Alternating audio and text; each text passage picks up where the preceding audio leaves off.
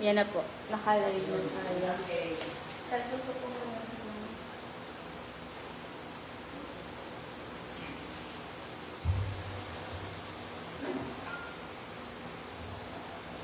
Tayo na yun.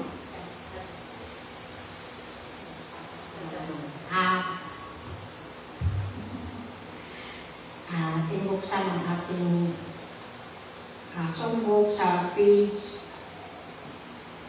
44. 92.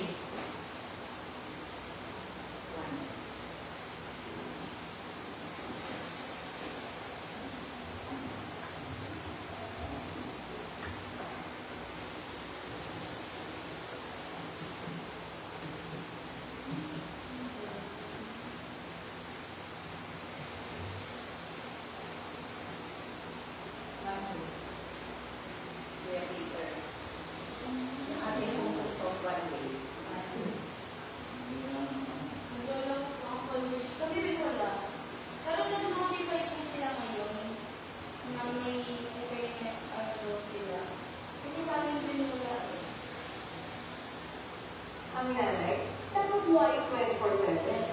Buti na lang. Naalam si Kala.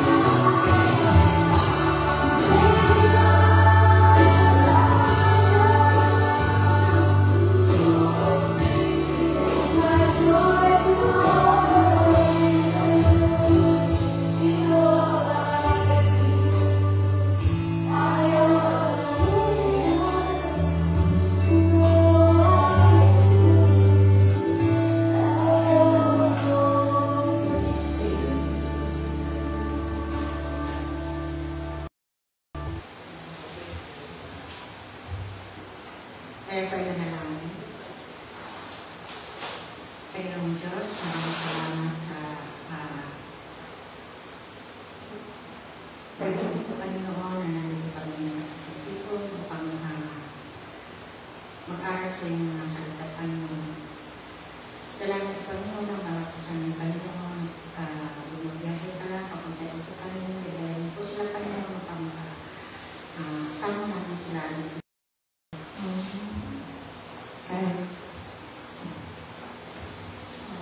Wala pa yung result ko. Lagi ko pang pinagdalasan talaga na maging okay po yung result ko. Kasi ayaw ko na pong umiyak na umiyak. Kasi inilibang ko na lang po yung sarili ko. Kaya sabi ko sa Panginoon talaga, nandiyan naman po siya. So, yung result ko nakaraan talaga. Alam ko hindi okay. Kaya napakabuti ng Panginoon. At saka yung kapatid ko sa Bulacan, lumalabat din siya ngayon. Naka-oxygen. Nakailang oxygen po si Ate Maula. Panalahin po namin na makasama pa po namin. Sa isang mga anak ko, sa asawa ko.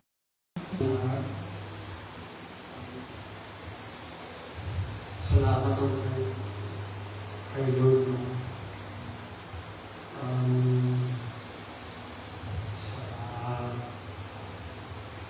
undi-undi ako niya pinapagaling mo. Binibigyan ako ng kalakasan. Salamat kay Lord na sa paggabay niya sa akin. Kung saan ako napupunta. Saka salamat din sa tulong ng laboratory ko, yung hospital, na naging naman siya. Kaya, maraming salamat kayo. Kaya lang, mayroon pang pinapagawa na ginawa pa ito. Laboratory, yung expert, yung puso ko daw yung malaki. Lumalik ang puso ko, tapos sabi ng doktor, tulad ko sa magpagawa pa sa dito, 2D ko ang tawag yan. Mahalang bayad pa rin, 10,000. Kaya pinapagawa sa amin kaya baka daw diagnose ako. Sabi naman natin, kung sa talagang yun ang sa buhay natin, katawan natin, yung pinakamakina. Kaya, salamat din yung kayo kasi yung kami naglinakan namin, yung naayos din sa aksa, sa physical.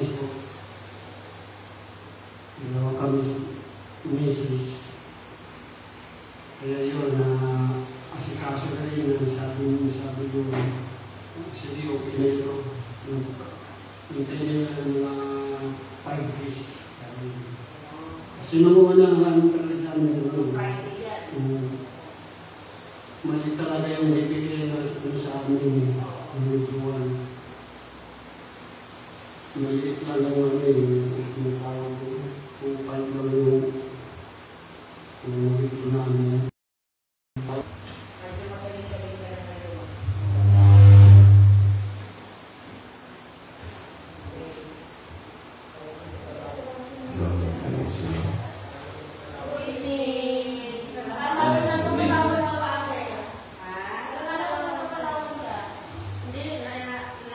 Magandang gabi sa ating lahat. Ako rin ay tapos na nagpapasalamat sa Panginoon sa nagdaang araw.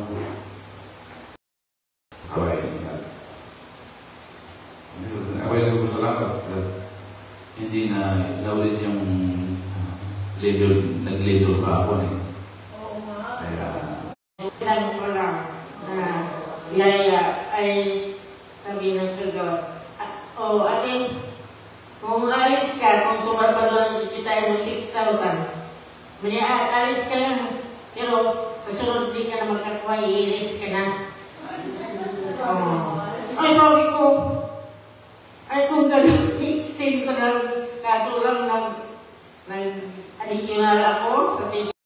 Ko na yung symptoms ng asthma. Sabi ko, nakupupunta pa ako ng office.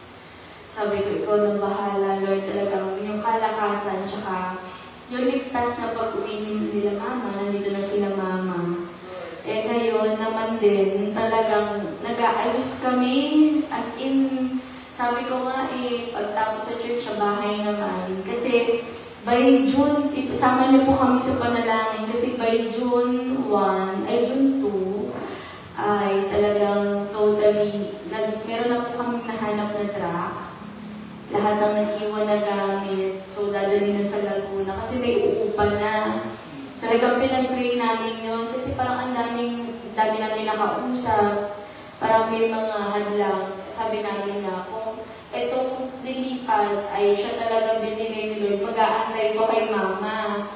Inantay niya, tapos pagdating, nung nakita yung bahay, nag-down na agad-agad pag nung umuwi si mama. Nagbigay na ng mga advance. So sabi ko, bago na talaga. Kaya, yun din yung magiging sistema ko kung paano na ba ako kasi talaga from Laguna na ako. Kung may mga gawain dito sa church, mga kailangan. Tsaka, pasasalamat din kasi nagkaroon na ng linaw yung magiging proseso natin sa land title. So, step by step, meron na tayong process kung ano uunahin ng council, kung ano yung mga ihahandang papers, tsaka aayusin. Tsaka, yun, mag-birthday si mama sa Friday, pasasalamat na rin sa kanyang buhay. At, kahit may mga karamdaman, mahina na si mama, mahina na siya. Hindi na siya yung tulad ng, parang, ikaw na tita, yung hilig ng mabilis na makahon. Ganun na level. Di ba alam kung sa diabetes niya, talagang, na siya, yung hindi mo na siya maaasahan na pwedeng maglakad mag-isa sa labas. Kasi may time na pumunta ng Seymour, ako tulog, kasi panggabi ako eh.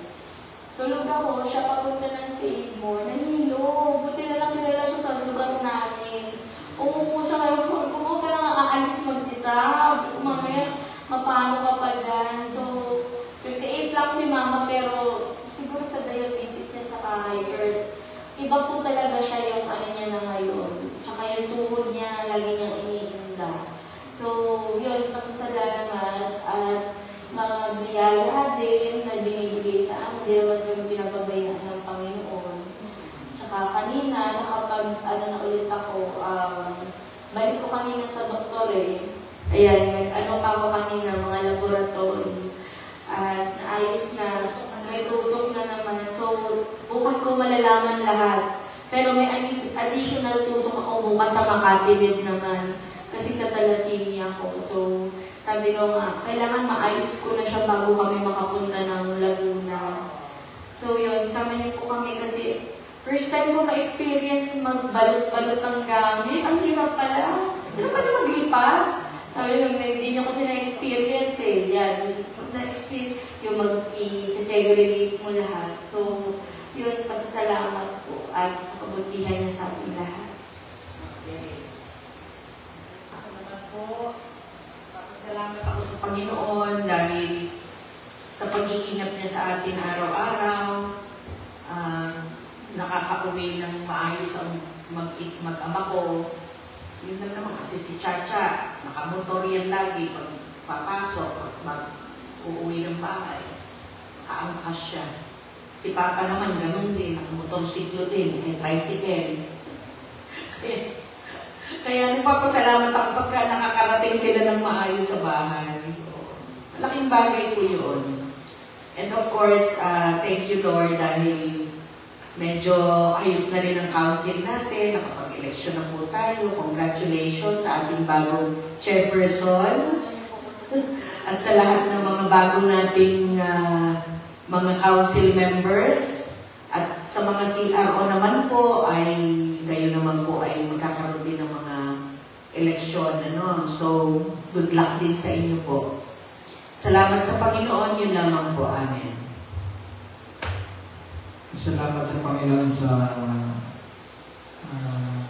buhay, araw-araw sa lakas ng pinagkakaloob niya, sa pag-asa na patuloy niyang binibigay sa atin para patuloy tayong mabuhay, at sa mga pagkain at mga gamot na kailangan natin para ma-sustain natin ang ating kalusugan.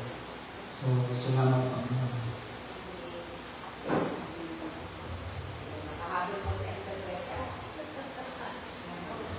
Pasalamat ako sa Panginoon kasi kahit pagod na ako, binigyan pa rin niya ako ng kalakasan. O di pa rin, hindi pwede sumuko. Lumalaban at lumalaban pa rin. Kaya nga, minsan, minsan na tumasabi ko, pag hindi mo tulungan yung sarili mo, bahala ka sa buhay mo. Sabi ko, dati hindi ako nakaramdam ng kapaguran, pero napapagod, nakakaramdam na talaga ako ngayon. Kaya nasabi ni Peggy, Mama, huwag mo kasi akuin lahat. Hindi ko akuin lahat, sinong gagawa? Ako pa rin. Kaya sabi ko, wala eh, kung ano yung pag-alis mo, ganun pa rin yung madatnan mo. Kaya sabi ko, Lord, ikaw na bahala. Basta sa akin kasi, lahat, sabi ko, ikaw na bahala. Wala. Ayaw ko nang mag-isip eh. Ayaw ko nang mag-isip kasi pasalamat din ako kasi hindi ako na, kahit ganyan si Tomas, kahit talagang gamit kami sa ospital, hindi ko nararamdaman yung na nagmamroblema ako sa financial. Hindi, kasi parang andyan ang pag alam niya nangangailangan ka, may kusang darating mo. Kaya, kalaman ko na, ang problema ko punta namin, nag-deliver mo na kami. Nag-deliver mo na kami para pagkagay sa anak. Hindi mo naman maasahan na magpunta ka doon na eksakto lang. Kasi, paano kung mayroong mga resita, o gaya na yun, naresita siya nga, magkasabi ko, sana Lord, makapili na ako sa resita. Kasi, yung niresita sa kanya na yun, napaka-importante yun. Pagtigil yun sa pag-bleeding ng kanyang lungs. Yung sa tubo ng lungs, para lang yung importante. Ang problema, hindi pwede yan generate. Mabuti nga mayroon na sila sa Manila Med. Kaya, yan na lang ang hindi ko mahala na, hindi ko lang problemahin yan, hindi ako mag-isip. Kaya, pasalamat naman ako kay Queenie kasi supportive na siya ngayon, hindi na siya yung kagaya dati na ay naawa na rin ako kasi siya lahat yung nag-provide. Kaya, sabi ko, kahit pa paano, pang ano lang naman, sabi niya, Mama, ubus na ba yung 10,000? Sabi ko, ubus na. Kaya sa stress. Kasi yung problema lang dati, tapos, yung parang, naayos ko na yun, nakausap ko na nakuha ko rin kausapin si Queenie ng heart-wise. Kaya, nagpaan ko rin, kasi wala nang araw na hindi ako iiyak, kasi sabi ko, bakit yung mga anak ko, namang problema na ako pag nagkaganito sila ngayon. Kaya, nayaan ko na lang, kaya nakatid ko. Isa ko rin, hindi ko na lang, ang ginawa ko na lang ngayon, kung na sila titigilin. Pero, yun nga, panalangin ko na lang na, huwag talaga akong magkasakit. Bigyan pa ako ng kalakasan kasi wala eh, bagsak lahat ng ako ang babagsak. Kaya, yan ang pasalamat ko sa Panginoon kasi na-provide naman yung mga pangangailangan parang hindi ko nararamdaman yung hirap. Nahirapan ako sa pag gumalaw-galaw, pero pag nandiyan na wala na, wala na yung hirap. Yan nagpasalamat sa kaya nga ngayon sabi ko, pag nakarating tayo sa nag-usap pa kami, didiretso na tayo sa simbahan. Sabi ko, iuwi ko muna ito mga, kasi may order kami madaling araw. Kaya sabi ko, iuwi ko muna ito bago ako babalik ako. Sabi ko, balik ka ha. Sabi ko, pag hindi ako makarating, babalik, hindi na ako makabalik. Pero, hindi pinahintawatan ng Panginoon, nakabalik pa rin ako. Salamat. Okay. Last na si Enter Becca. Salamat po at tayo muli ay nagkitang-kita sa panambahan natin ito. Salamat sa bawat isa, sa presensya ng bawat isa sa atin na kahit na tayo ay maraming nararamdaman, hindi hadlang ang pagpuri at pagpapasalamat sa ating may kapal. Unang-una, nagpapasalamat po ako sa Panginoon kahit na tayo ay maraming problema. Hindi hadlang yun kasi andyan siya. Basta magkaroon tayo ng tiwala at hindi niya tayo pababayaan. Pangalawa, yung pag-iingat niya sa amin, sa buong pamilya, na sabi ko, lagi ko pinapanalangin sa Panginoon na kahit na wala kaming pera, wala lang may karamdaman. Hinihiling ko na rin sa mga aking mga kapatid dito sa iglesia na nakakaramdam ng sakit, pinapanalangin ko rin sila kasama sila sa aking panalangin. Yun lamang po. Salamat. Okay. Thank you. Salamat po sa inyong lahat na nagbigay ng mga pasasalamat ngayong gabi. Bago po tayo dumako sa ating aralin ngayon, nag-prepare ako ng ilang questions dito. Swerte na lang kung madali yung question na magbubunot nyo, ha? So, isa-isa lang po. O, yan. Pass the paper. Pass the paper. Get one. Sige po. Pati si Elder Becca.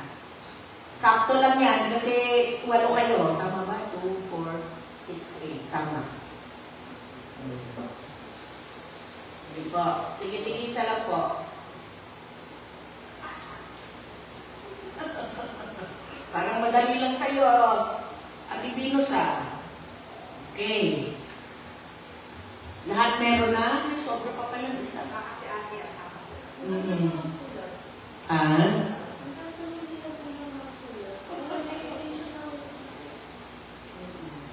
Thank you naman. Okay. Sige. So, sino ang uunahin natin? Ano ang mula sa na lang? Ayan, si Myla. O, ayan, Myla. May pasalubong ako kayo. Kayo mauna. A, B, C. Panguna si Ate Venus. Si letter B. O, sino muna? A, Ana. O. Sige. Ano ang tanong sa'yo? Basahin na tayo, ha? O, sige.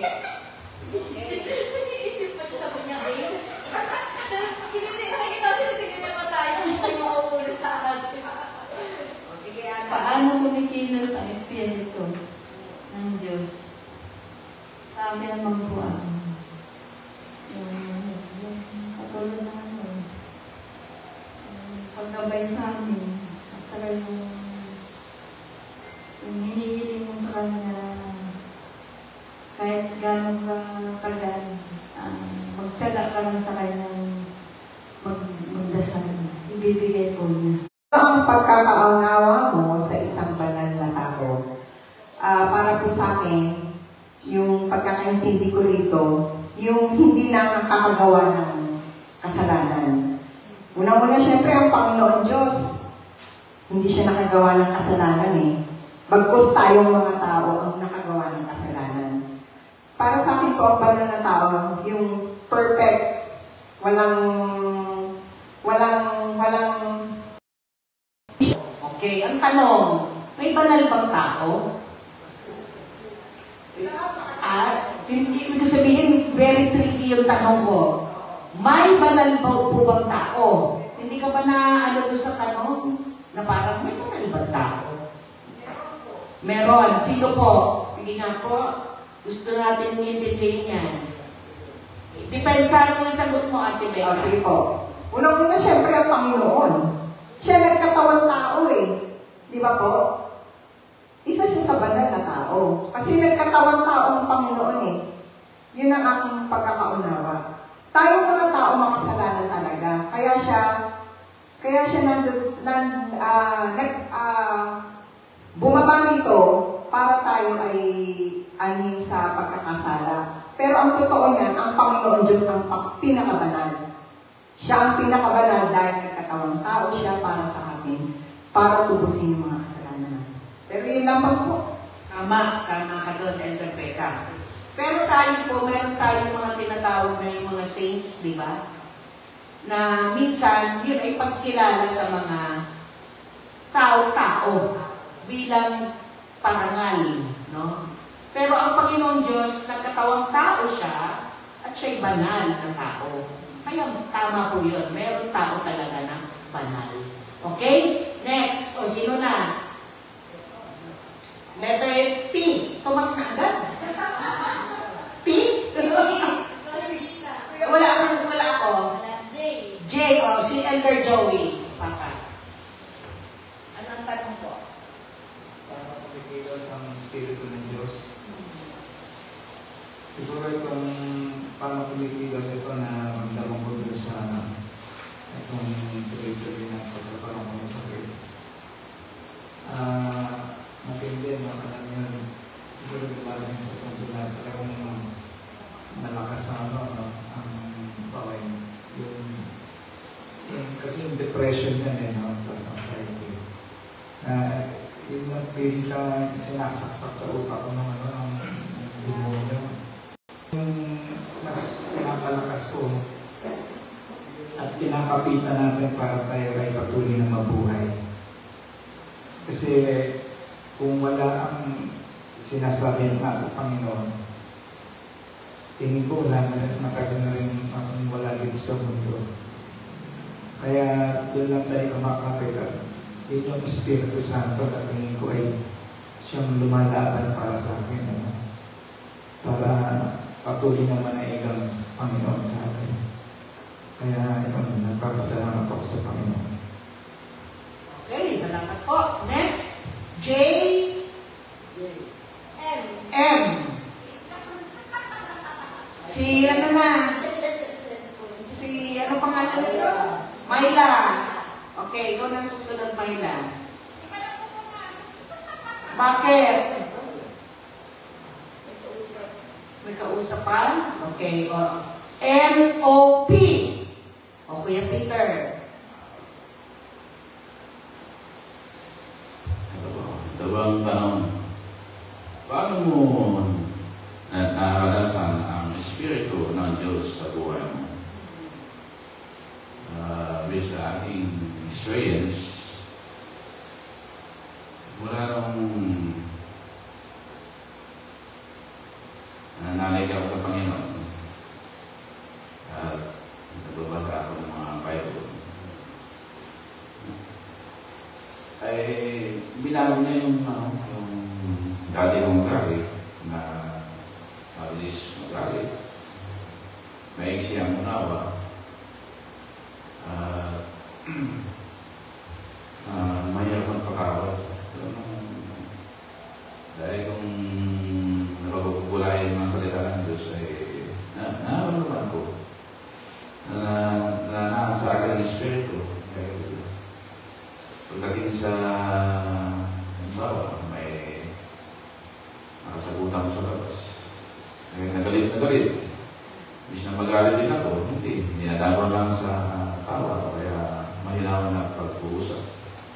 At kung may nagsasawa sa akin, ay mapakawal ko agad.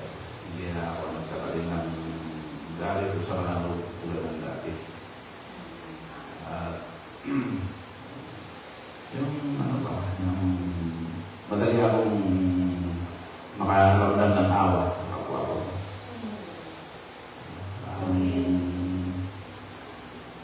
Tulad ko na nailangan ng tulong. Meron ako. Tinutulungan ko naman sila. Yan ang nakakawang Espiritu ng Diyos na nanaan sa aking sarili. Nila ko. Thank you. Okay.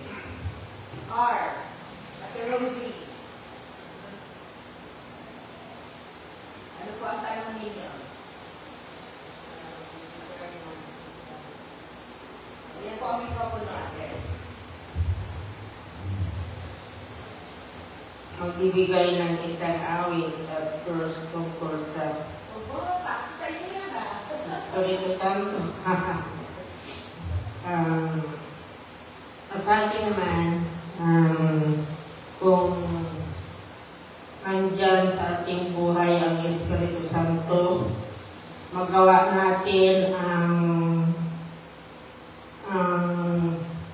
magagandang bagay kahit makasabi tayo nga ay busy tayo, pagod na ako, pero dahil andyan ang Espiritu Santo ng Diyos na guide sa atin, so walang kapaguran. Laging sariwa ang ating mga kalakasan at kahit pa sa mga awitin na makalangit, sayang-sayang tayo. Bigay ng isang awit or Verse or awit, kanta. ay kanta. Sa Espiritu Santo.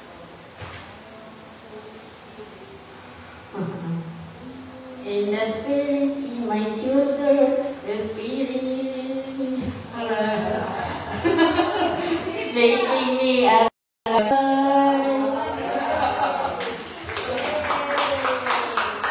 At sa verse naman, sabi ng Diyos sa akin na kung inibig niya ako, inututo pa rin ang aking mga kautusan. So, sino kaya ang nakatupad sa mga kautusan sa 10 utos? Pero kung nandyan ang Espiritu Santo ng Diyos, kahit hindi mo yan matupad lahat ang 10 utos. Kagaya sa akin, hindi ko lang ano sa buhay ko. Matanda ako ngayon, kahit namatay ng mister ko, kahit saan ako gasulog, nagtatrabaho niya ako nagpatukso sa mga lalaki kasi tutuksuin pa pala tayo kung may asawa na, alam nila may asawa. So, dahil nandyan ang Banal na Espiritu Santo, nagbigay sa atin ng katibayan sa ating buhay, so hindi tayo natukso. Be strong talaga pag dyan ang Holy Spirit sa ating buhay.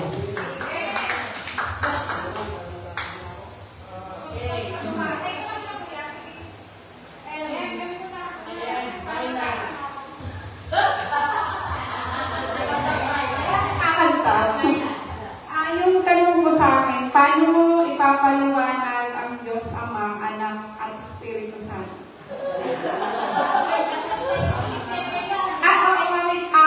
Ang Diyos Ama, siya yung lumikha ng lahat. Yung lahat ng bagay. Tapos, ang anak, si Jesu Cristo, siya po yung pinadala na nagkatawang tao para magligtas sa mga taong makasalanan. Tapos ang Espiritu Santo, siya yung nagko-convict na ang tao, na sinasabi na ang tao ay makasalanan at kailangan ng tagapagligtas. Amen.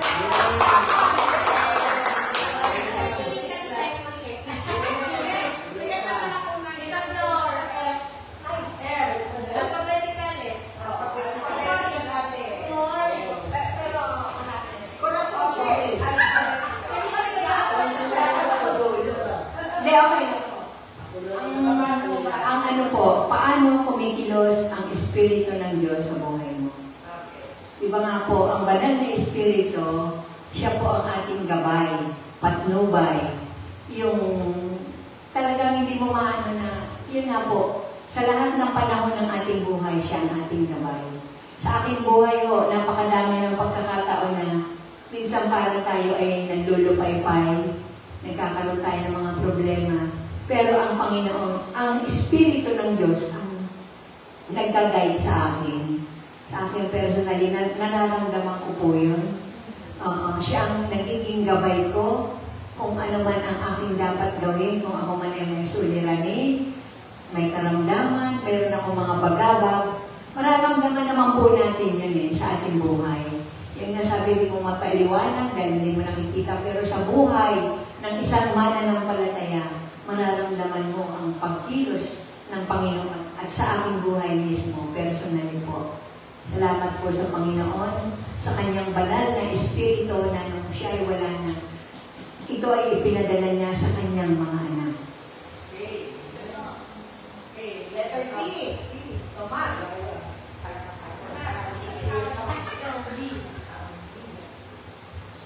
Ang tanong, Kapataya pala. Kasi,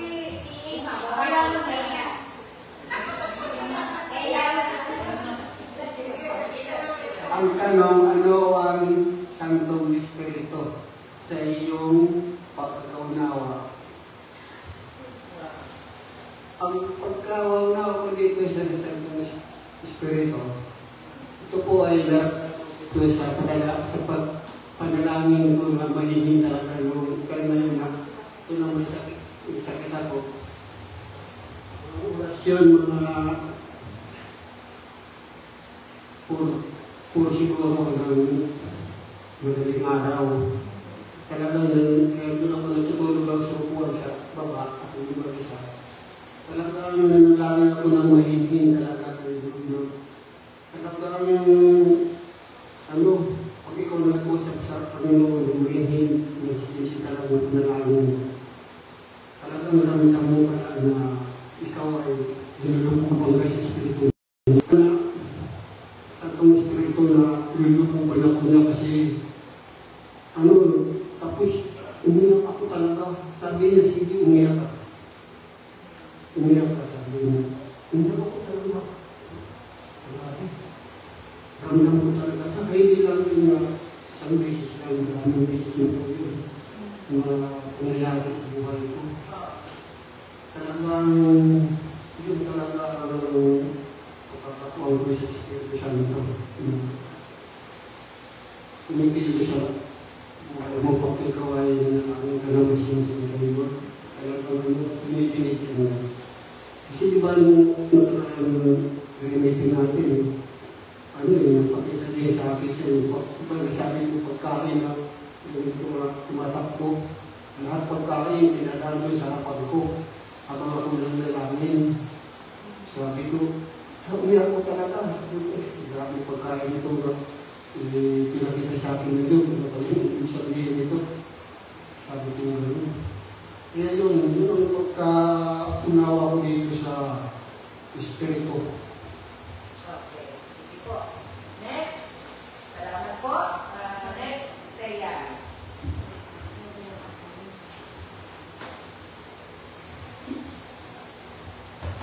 Magbigay ng halimbawa na kumilos ang Espiritu sa buhay mo. Siguro po kapag isa din sa na-feel natin yung Espiritu Santo kapag may mga bagay na hindi sinasagot sa atin ng ating Panginoon. Sa prayer natin, for example, may hiningi tayo sa Kanya. Tapos maluwag sa kalooban mo na matanggap na hindi siya para sa'yo. Share ko lang yung na-experience ko lately. Alam na nila si Marla kasi meron dapat akong for promotion. Tapos parang, kumbaga hindi yung malaking bagay talaga siya sa pantulong sa financial namin. Tapos, ang pinromote yung ate ko. So, kinausap kami ng director na I cannot promote you, you know the policy na parang conflict of interest. Kasi possible na mag-report sa ate ko. So, sabi ko, pinag-pray ko to Lord, 1 month. Sabi ko, sige ba? At least ate ko na-promote, sabi ko sa kanya. So, nung Monday, na-meet namin yung dapat, yung para sa position ko, na-meet namin yung tao, magiging tao ni ate. Tapos, nag-share siya, kakamatay lang ng pala ng tatay niya. So, 29 years old siya, kakamatay lang ng tatay niya.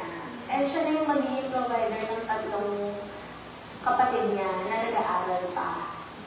So, parang yung election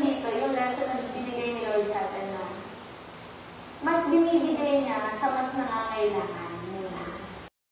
Okay, so silang dalawa ng ate ko linipad papuntang Virginia ulit. So sabi ko, so lahat talaga may purpose si Lord. So kumikilos yung Panginoon at di ba yung Espiritu Santo, guide natin siya, parang helper natin siya. At siya rin yung naging gabay natin sa nararamdaman, sa mga mararamdaman natin. Kasi pinas nga natin yung thy will be done, diba? Yung sa Lord's Prayer, Lord, your will be done sa buhay natin. So tinutulungan niya din tayo na i-accept yung things na, di ba alam ko may prayer na hindi ko lang sa ulo, parang help me to accept the things that I cannot change. So, may prayer yun. Dati sa ulo ko nalimutan na the serenity to accept that is. Nasa wall ko yan, tapos wallpaper ko din. So, parang, glory doon. Diba? Nag-wait kami nilang Becca. Sa loob ng BIR, sobrang random. Bigla may magpapatugtog ng glory, glory to the... Nandiyan. Napanapa ka pa, imbis na makumpog yung ulo mo, bigla kang gumanon. Hindi na, na parang may sumalo sa ulo mo na hindi siya tatama dun sa yung ng semento. Kaya, doon ko nararamdaman paano kumilos. Kasi, lahat ng mararamdaman ko paano siya kumilos, kagaya nung na kailangan ng TEP. Wala akong pero bigla lang kung sumagot na, sige, okay ako. Pero alam ko ba, parang may ako niya, pero hindi ko na maalala. Pero, bahala na. Kaya, ang pasalamat ko sa Panginoon kasi napaglabanan ko lahat ng mga mga pagsubok na pagdaanan. Kasi napakahirap yung pinagdaanan, pero nakayanan ko lahat. Yun, doon ko naramdaman kung paano siya kumilos sa buhay. Okay, salamat po. Talakpakan natin ang bawat isa. Maraming salamat po sa magagandang sagot ninyo. Para tuloy mga bata ang kausap ko. Kasi katatapos na ng PCS. Okay. So, buksan po natin ang ating mga Bible. Ang ating pong talata ngayon na pagbubulayan ay sa Juan 15, verse 26 and 27. Dalawang versikulo lang po. John 15, 26 and 27. Nandiyan na po kayo? Okay. Ngunit pagdating ng patnubay na susubuin ko mula sa Ama, ang Espiritu ng katotohanan na nagmumula sa Ama, siya ay magpapatotoo tungkol sa akin. At magpapatotoo rin kayo tungkol sa akin, sapagkat kasama na ninyo ako buhat pa sa simula. Okay. Napansin ba ninyo, 2 beses niyang binanggit yung magpapatotoo tungkol sa akin? Witness. Napansin ba ninyo?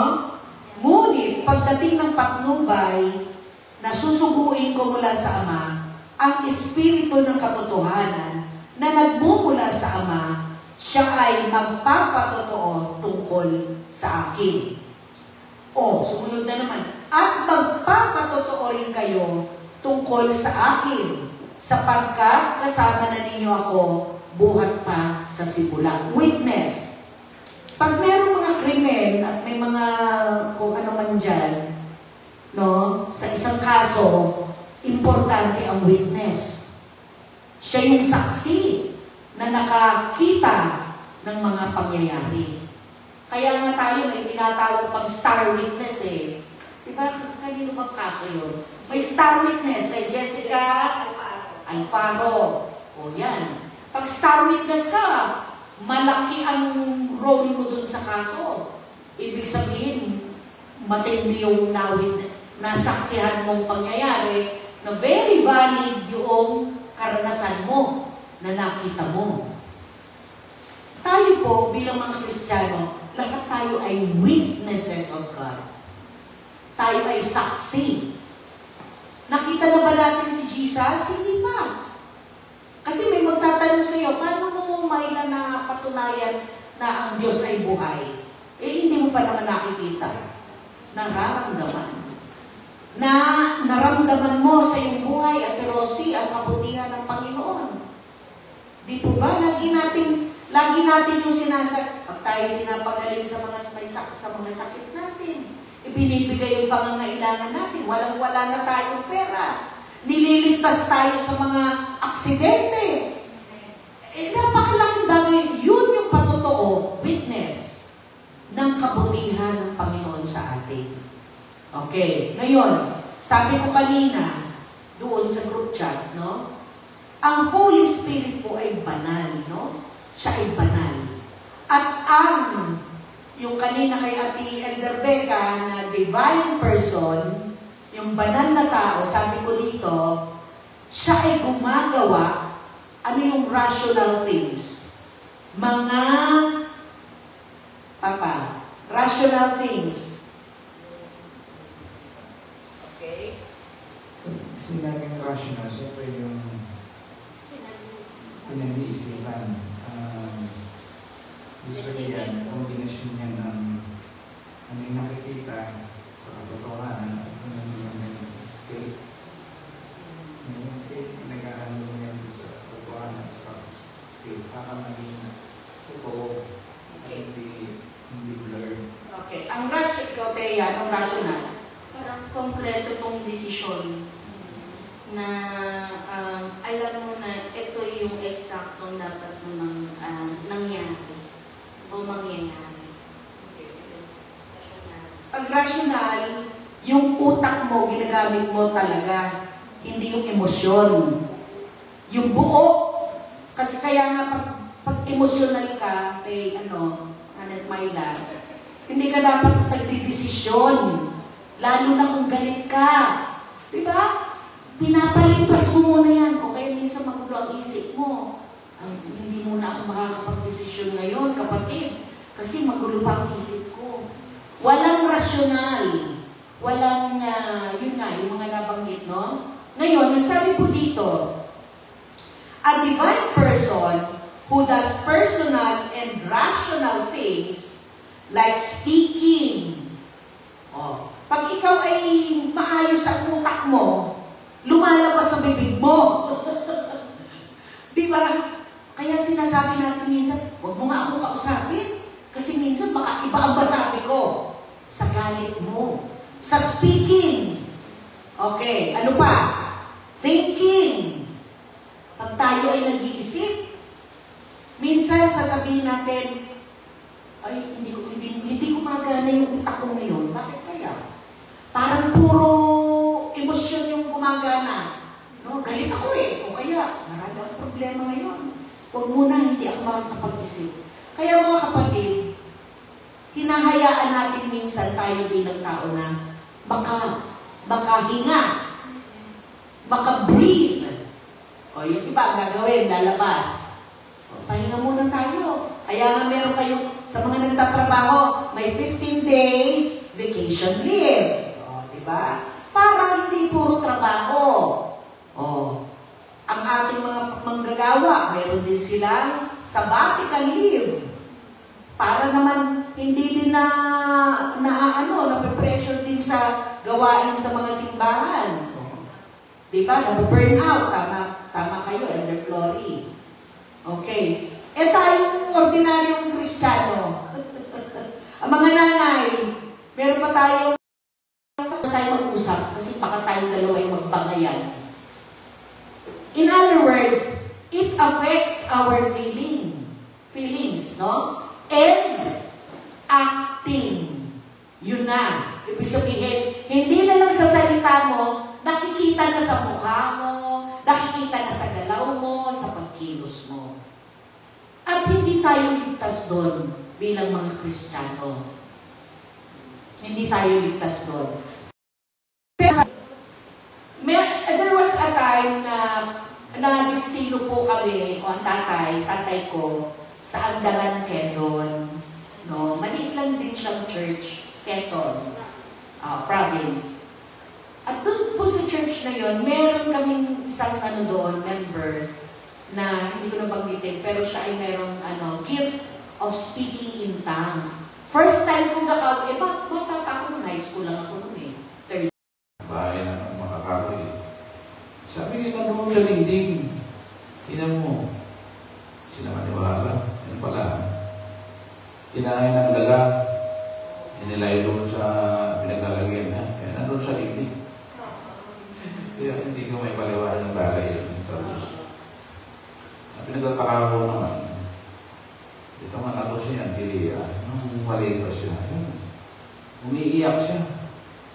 Ginigising niya ako ng madaling araw eh. Bakit? You know, may nakikita siyang, multo daw. Wala naman na. Parang, yung sa awa ng Diyos, ngayon, hindi na siya nakakita ng mga gano'n na bagay-bagay. Pagkatapos sa Panginoon. Wala na nakakabala dun sa akin. Kaya po. Okay, salamat po. And last, Joy, ano ang iyong pagkakaintindi sa Holy Spirit at paano ito kumilos sa buhay mo?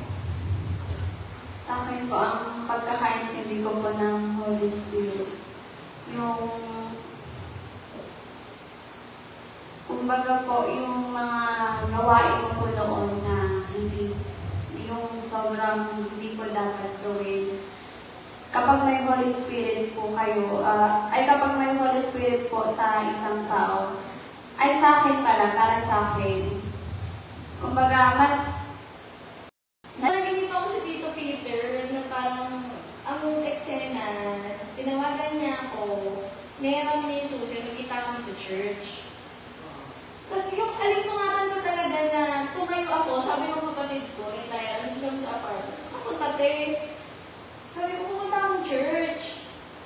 Tapos sa BCS mo na, nananaginip ka ba? Kasi naalingungatan talaga ako. Pero ang isip ko, dapat mag-work na. Tapos yung eksena niya na parang, yung tawag ni Tito na magkita tayo sa church, sabi ko, balik nga ako. Pagbalik ko, naiwan ng kabataan na kasaksak yung laptop. So sabi ko, shucks, buti bumalik ako. Kundi kinabukasan pa na